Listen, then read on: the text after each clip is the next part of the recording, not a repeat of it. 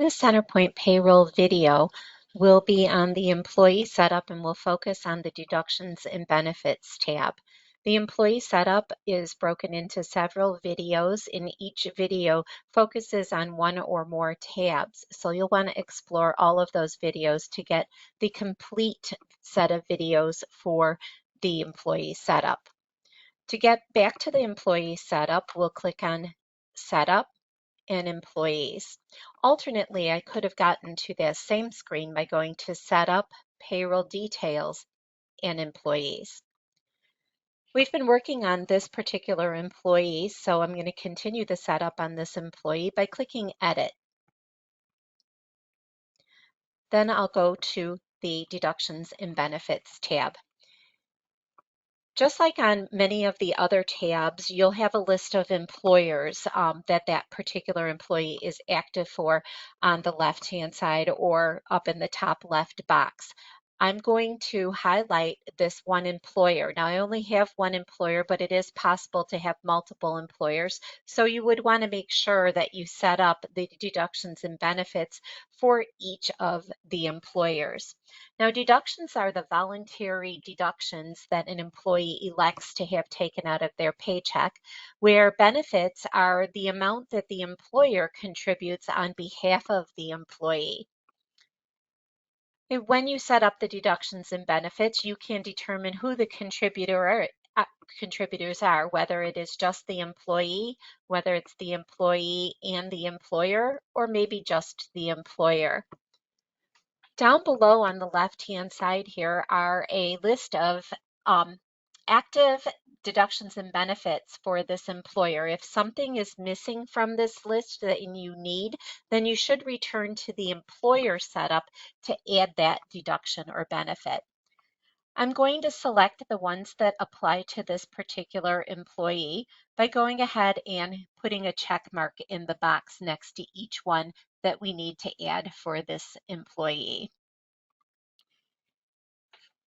Now, as I do that, what you'll see over here in the top left is that it is adding each one of those to this expandable tree of different deductions and benefits that we need to fill in details for.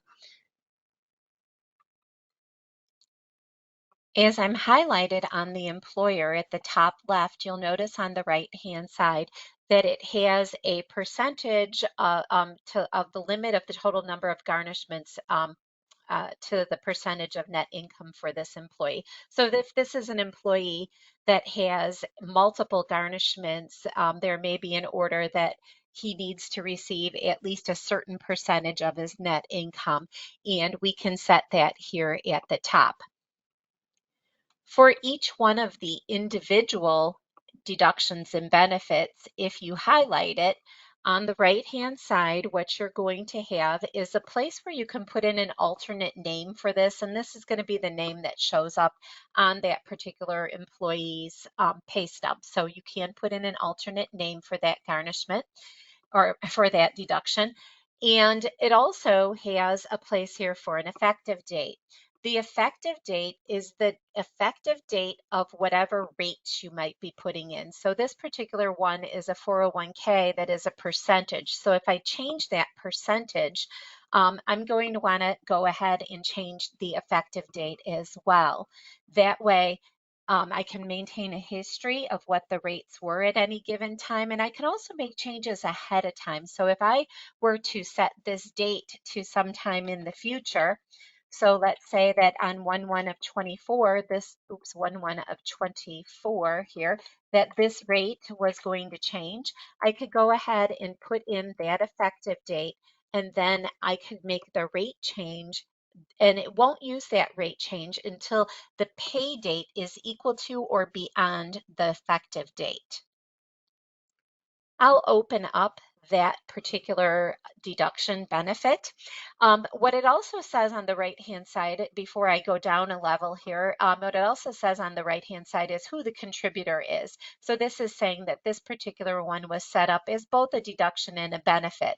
If it had been just a deduction, it would say the contributor was the employee, and if it had been just a benefit, it would say that the contributor was the employer. I will highlight the employee deduction portion. On the right-hand side for all deductions, you're going to have a schedule, and this is the schedule that was defaulted when you set up the deduction on the employer level. So according to this schedule, it is going to take this deduction out of every pay period.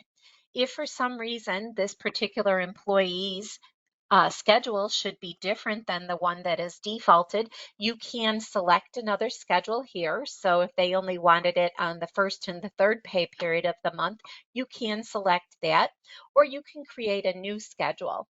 These schedules represent the different pay periods within a month. When you go ahead and you create a pay run, you're going to select what pay period of the month it is, and then it'll look up which schedules contain those pay periods, and it'll determine whether or not that deduction should be calculated based on that. Okay. The default for most benefits and deductions, or for all benefits and deductions, when you create them, is the monthly schedule. So unless you, which means that it's all pay periods. So unless you set it with a different default schedule, that's going to be what you're going to see for each of them on the right-hand side. Okay. Then if that particular deduction has any kind of a rate that you need to input, you can put the rate here. If there was a default rate set up on the employer level, that default rate would show here and you would just need to update it. Okay, so this particular person is going ahead and having 3% taken out of their paycheck. They could also have a minimum amount. So I'm not going to select a minimum amount for this particular person, but they could have a minimum amount that's selected. And then you would also want to make sure that you update the 401k limit for this person. Now, the 401k non-taxable limit, so any retirement plan limit of any sort, you would go ahead and update here. And even if it defaults to one limit, if this person is over the age of 50, they may have a different limit. You can override it here at the employee level. So I'll go ahead and put in the limit for this particular individual. In this case, I really just need to update the limit on the employer level because it is defaulting the wrong limit here. Okay, then if I go ahead and so once I'm done with the employee side of things, I'll want to also click on the entry for the employer and make sure that the employer rate is correct as well. Now, in this case, the employer rate is just 50% of what the employee contributes. Okay, in other situations, you may have a fixed amount that you have to put in there. It really all depends on the method that you selected when you created that deduction. But all of the employer benefits generate an additional expense for the employer. So we need to know where that expense needs to go. What GL account does that need to go to? And so you'll be setting a default expense account at the employer level, but you can override it here at the employee level. So if you need to choose a different account, go ahead and choose that. If you need to be able to split it between multiple accounts, you can put in a percentage for this account and then choose a different account for the additional amount. Okay, it'll keep adding a new line until you go ahead and add up to 100%. I'm going to set this one back to 0 here, and then we'll put this one back to 100. Okay, and I'll just right click there and get rid of that line because I didn't really want that row there.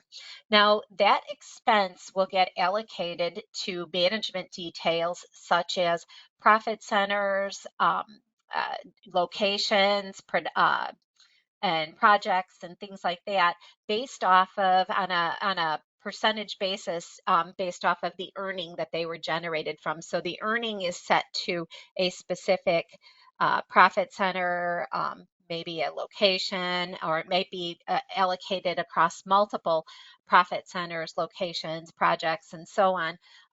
This will get divided out proportionally based off of how the earnings are being divided. Okay, so we'll have the same type of situation for multiple different deductions and benefits. It's all going to be the same scenario where you may override the expense account over here on the employer benefit. Okay, for something like my health insurance, it's very similar to the 401k. Again, I can put in an alternate name up at the top. I'll have an employee amount, so I can go ahead and put in the amount for the employee. This one was set up as a fixed amount, so I can also put in the employer's amount here as well.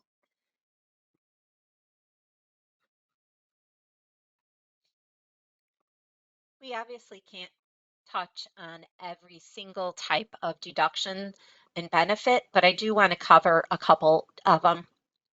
One is a garnishment. When an employee has a garnishment, you're likely to have a separate deduction and benefit for each garnishment, depending on who the payer is for that garnishment. So if you have court orders from multiple courthouses and you have to send that garnishment to the courthouse, or if you have child support and a garnishment, you may be sending them to different locations. So you'll want to have a separate deduction and benefit for each one of those payers. Okay, in this case, when I highlight the garnishment, I can go ahead and put in an alternate name for that so that it'll appear on the reports and on the employee pay stub that way. Then for the employee, I'm going to select the schedule and I'll go ahead and put in a rate for it. So let's say that their garnishment was 25% um, of their income. Okay, they may also have an amount on the order that says they have to have, that this cannot exceed a certain amount. So maybe it can't exceed $250, and that they might need to have a minimum net pay of $500. Okay, so those things can be set like that. Down at the bottom here, there is a place for us to say whether or not certain deductions should come out from the earnings before calculating this garnishment. And that may be the case of a particular order. So it may be that health insurance needs to come out first. And the order might also say that there's a maximum reduction amount. Okay, so they may elect a health insurance plan that's more than what's allowed by this maximum reduction amount. So it'll only deduct that portion first before it calculates the garnishment, and then it'll take out the rest of it after that.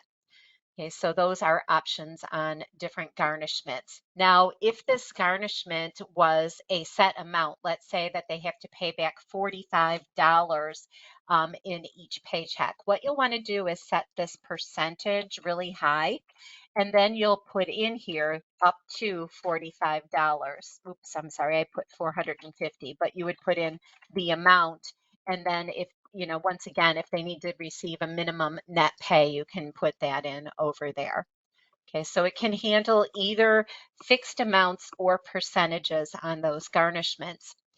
At the bottom, if you have marked that garnishment to have a lifetime limit in there, what you can do is put in the amount of the garnishment, the full amount of the garnishment when you're setting this up for the first time.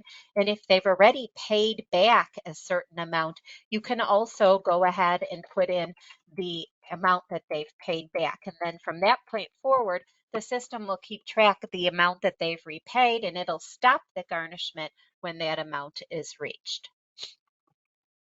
That is similar to a pay advance. I'm going to open up the pay advance here. And on the pay advance, if you also set up a lifetime limit on it, you can put in how much the advance was. So let's say they've had an advance for $5,000 and they've already paid back $3,500. I can put that in here. And then the rate would be how much is coming out of their paycheck each pay period in order to pay back that advance. So let's say they're paying back $25 each pay period. Okay, so that takes care of a lot of most common um, the most common deductions and benefits. Now, once you have used these deductions and benefits on a pay run for an employee, you are going to no longer be able to um, remove them. So if you're just setting it up for the first time and you've accidentally selected a deduction and benefit that doesn't belong for this person, you can certainly come down to the bottom here and uncheck it and it'll remove it from the list of deductions and benefits. But if you have used it in a pay run and now you don't need it anymore, let's say this pay advance, for example, we don't need that pay advance repayment anymore. What we could do is we can highlight it and we could take out the active box. That's how you would remove it from the list. Well, I'm going to save that. And then I'm going to edit the employee again and return to that deductions and benefits tab. And you're going to see here where you don't see that anymore. The pay advance isn't on the list, or it appears that the pay advance isn't on the list. There's a bar in the middle over here that says that it is hiding inactive items. So in order to display that inactive item again, you could just click on that and it'll display that inactive item. And if you need to activate it again, all you have to do is highlight it and click the active button and then resave that. And that takes care of the setup of deductions and benefits.